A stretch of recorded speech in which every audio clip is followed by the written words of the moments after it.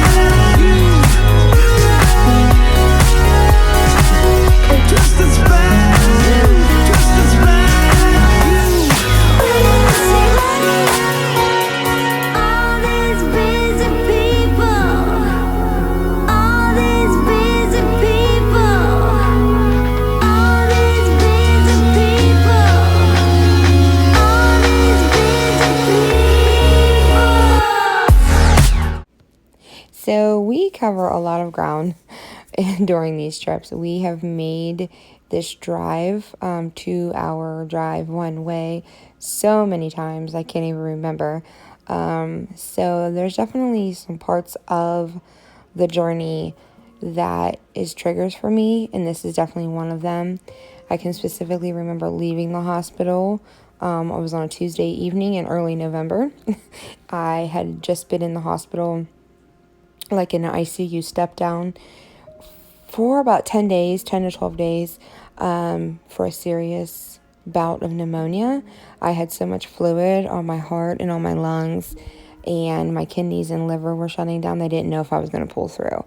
They were getting ready to put me on a ventilator, and somehow I found some strength in me to just pull, keep fighting and get through it and be able to go home. But I can remember driving home from the hospital after that stay and just being terrified, just like, wow, this is pretty scary. Okay, you guys, so a little bit of coolness. Right here, we are actually passing the Pittsburgh Steelers training camp field. So this is where they practice, basically for their preseason and stuff. So there are players out on the field right now playing. You can see them here just a little bit, but we weren't sure if they were Pittsburgh Steelers or if they were from Pitt University. But either way, pretty cool.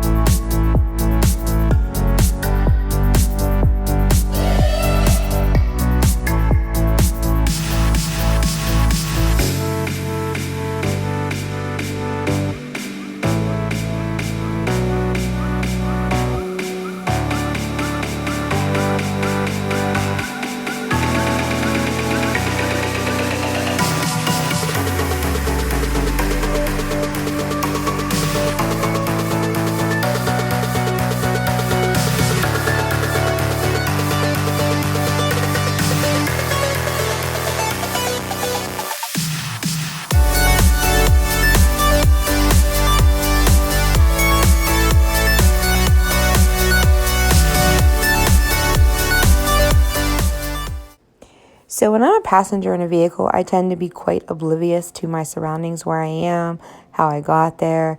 I really put all my trust in my driver, which is fine because that's my husband. But at this point in the drive, it becomes very, very, or I become very aware of my surroundings and exactly where I am. And I know that I am just moments away from the hospital at this point. So all the nerves, all the anxiety, all the emotions, all of the above set in. And I know in just a few minutes that we will be entering the hospital, and that is it right there. And something kind of interesting, as we're crossing this bridge and you can see the hospital, where my room usually was, in the hospital on my hospital stays, because of the side of the building that you were on for the cancer floor, you could actually see the bridge. So the bridge that we're crossing right now. So I would just sit and watch the bridge and just want to go home, because I knew that that bridge was going to take me home. And I would just sit and watch these cars go back and forth across the bridge. And yeah, it was it was difficult. But the other hospital that you saw there towards the left, I did want to point that out. It was really, really, really big. That's actually Children's Hospital. And then UPMC Shady Side is not too far away from West Penn, I think just like a couple blocks. And they also specialize in blood cancer. So if you have leukemia, lymphoma, or myeloma, you are either going to West Penn or UPMC, because our cancer, blood cancer, is very rare, very aggressive, and it takes a different kind of treatment than other cancer, obviously, a different team of doctors, and it's just handled very, very different. I actually have family members who have different forms of cancer right now, and they'll always ask me questions about my chemo, and they didn't have to go into the hospital and stay 30 consecutive days. And then for every round of chemo I went in for like 5 to 7 days. And then when I had infections, I was in there about 10 to 12 days. So my shortest stay in the hospital was 3 days, 3 nights, 4 days, whatever, when I had just a tiny little infection. But anyways, so here's the hospital. As you can see, it is huge. It is a lot bigger than you can really tell, because there's so many divisions, I guess you could say. I don't even know, buildings connected. Is that the right word? I'm not sure. There's some across the street. There's actually a park there as part of West Penn. And then right along here, this is a skywalk. What you see right in front of you, there's 2 of them. I've never been in that one right there. I've only always been in the second one. And that connects the parking lot or the parking garage to the hospital. That's how you get in. So anyways, I did want to point out that, because you'll see us inside of it here in a little bit. But I gotta be really honest, you guys, it took me quite a while to get this video edited and get it up. I almost just chucked it and didn't do it. And then my husband was like, no, this is a really important video for you to get out, to show exactly what you go through, what you do every 3 months, what going to Pittsburgh is all about. And it was really hard to edit. It's taken me quite a few takes to do the voiceover, to talk. I've gotten emotional. I've had to put it away and walk away for a few days. This is definitely the hardest video I've had to edit, and it's not because of talking about it. It doesn't bother me to talk about it. It doesn't bother me to talk about the hospital stay or, even the treatment or anything like that. What is difficult for me, I think, is sitting here and voicing over and seeing it all over again. I definitely have PTSD from being diagnosed with leukemia and going through the treatment, and this hospital triggers it so bad. Even when I'm leaving, it takes me a few days to kind of come back around, to kind of get the pep back in my step, I guess you could say, because it's just very difficult for me to come here. It's very, very hard. It takes me back to that very first day I came here, and just hoping that I had some kind of weird iron deficiency, that they got something wrong on my blood work, that I was going to be fine. And I had no idea that when I was going here for the first time, I wasn't going to be going home for a month. But The views from the hospital were amazing. Like I said, you could see the bridge, and then as you get further and further up, you can see even further. And I could see children's from my floor. I could see the choppers coming in and out. Children's Hospital had some really neat lights on the top of it that I would watch a lot, and they were really pretty. The skies of Pittsburgh are really pretty at night. I'm from the boondocks, so all I see are stars. But anyways, I wanted to point out to you guys, as you can see that group of windows right there, if you start from the roof and count down, the second row of windows, that's actually the seventh floor of the hospital. And then all the way down there where you kind of see that long stretch of window, if you count back to like how the squares are together like that, if you count back to, that's actually my room, or was my room. That is 702, around in that area. But yeah, that when I went in on July 15, 2018, I went to 702, and that is where I stayed for 30 days. So every time that we come here, I look up at those group of windows, especially to where I know roundabout where 702 is, and I take a moment and just wonder if there's anybody looking back down at me, because I spent a lot of time looking out those windows and watching the parking garage, watching the bridge, and all I could think about was going home. I just wanted to get out of there. You know, I lived indoors for a solid month. I mean, it felt so good to go outside. The first part of outdoor I saw was right here at the parking garage on top of the building here, but it was a beautiful sunny day when I went home, and I remember it very well. But anyways, I always say a little prayer for everybody on T7, all the patients, and even the nurses and the doctors, because they are amazing people, and without them, I don't know where I would be. But yeah, I always just think about my fellow warriors on T7. So this is the skywalk. This is inside the skywalk, like I showed you. The outside of it. So they actually did have a COVID checkpoint here, so that's kind of where the camera goes wonky. And we had to get checked in, and then we're just kind of walking through the halls.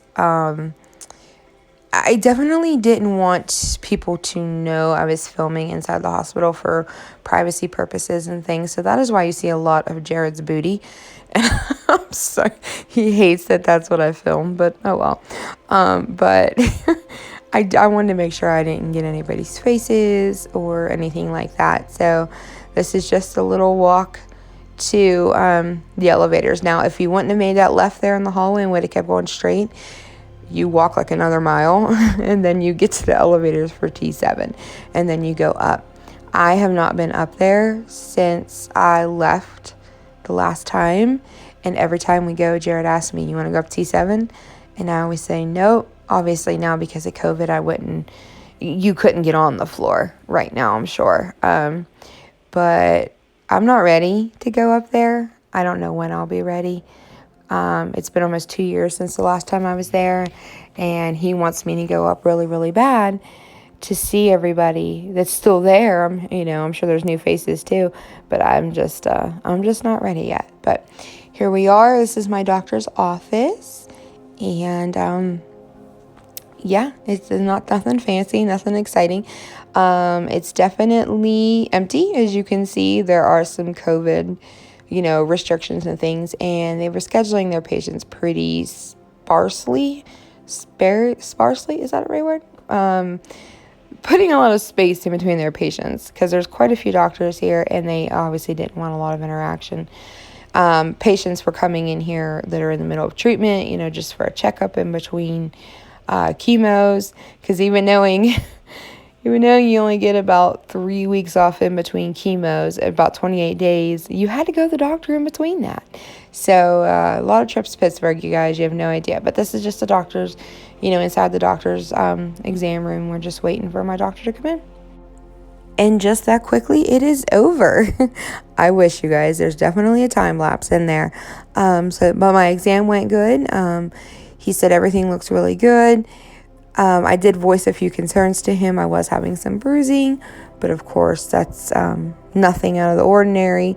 I am a little anemic. I've always been a little anemic, so he didn't get too concerned at all. He said that he'll still continue to see me every 3 months.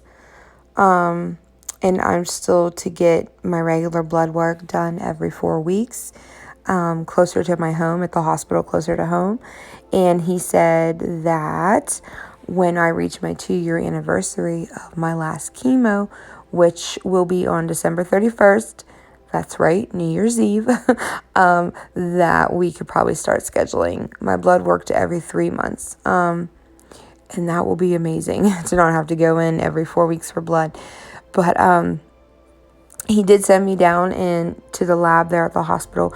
It's the only place that I can get the genetic testing done on my blood, where they literally count like 1 million of your cells and look for any leukemia cells. And Jared, he said, man, what a job to have. Like, what if you lose count? You know? But anyways, basically what they do is when they do your regular blood work, when they do like a regular blood count, they count 100 cells to look for a leukemia cell. And then when they do that more invasive genetic testing, they count 1 million. So if you're going to have any leukemia cells pop up, they'll pop up within 1 million cells. So I'm always on pins and needles waiting for those results, but it's definitely better than having a bone marrow biopsy done. Those are awful. My last one I had was it'll be a year October, and I don't miss them. So if that's what we have to do instead of having a bone marrow biopsy, I'm fine with that.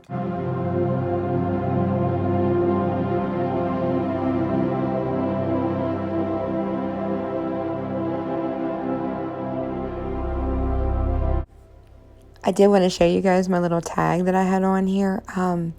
That was our COVID check-in tag, and it started off completely white, and then they just wrote the date and what floor you were going to show that you went through COVID check-in, whatever. And as the time went on and the day went on, it just got redder and redder.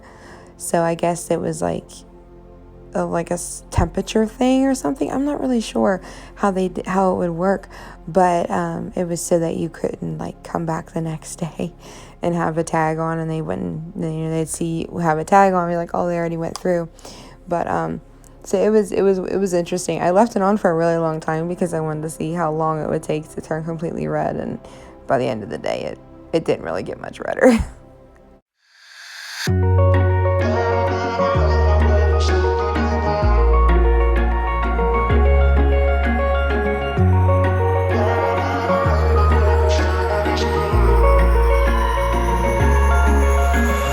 Wish I could say I was finally over you, but that's not the truth.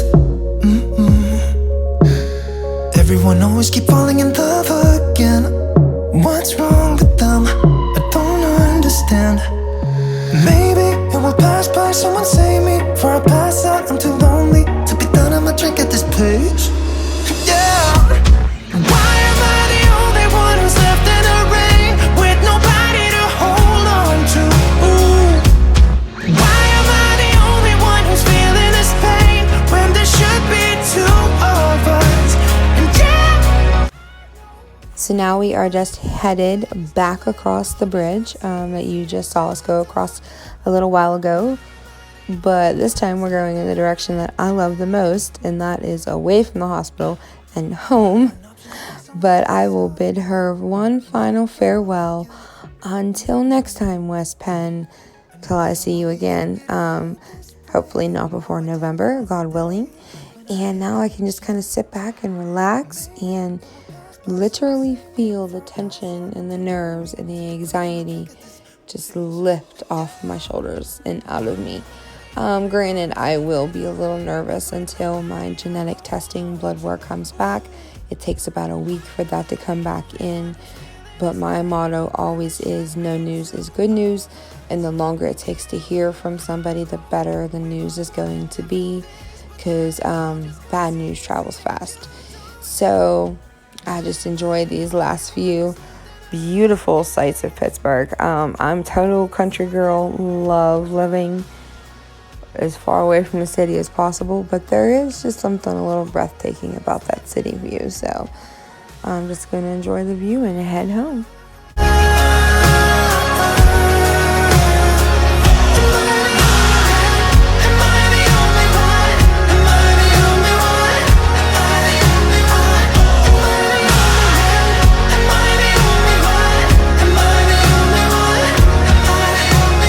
Wish I could say I was finally over you, but that's not the truth. Why am I the only one who's left in the rain with nobody to hold on to? Why am I the only one who's feeling this pain when there should be two of us? And yeah, I know we both wanted different things, but letting go just comes easy to you, darling. So I just wanted to remind you guys that you are more than welcome, and I actually encourage you to ask me any question you have about my AML journey, whether you are asking for yourself, if you're a fighter yourself, or just curious, or the family member of a fighter, whatever the case may be. I am more than happy to help you out in any way I possibly can with any information I may have, or just my experience with AML. You can either drop your questions here in the comments on YouTube, or if you feel better sending them in a private message on Instagram, that's totally fine. You can follow me over there at Mackenzie Miller 85, and I will go ahead and link that my Instagram handle in the description box below here. So I was just kind of torturing Jared there a little bit, but I'm actually headed home to those gorgeous mountains you see there. Oh, I love it. I love where I live. But you guys, I want to thank you so much for joining me today on my trip to Pittsburgh and joining my journey thus far. If you haven't subscribed already, please consider subscribing to continue to go on my Life with Leukemia journey with me. And go ahead and hit that like button. If you like videos like this, I will definitely take you along next time and keep you updated with the results of that genetic testing. And don't forget to turn your notification bell so that you never miss an upload. And I will see you guys in the next one. Bye. When I had the chance, maybe it will pass by. Someone save me for a pass out. I'm too lonely.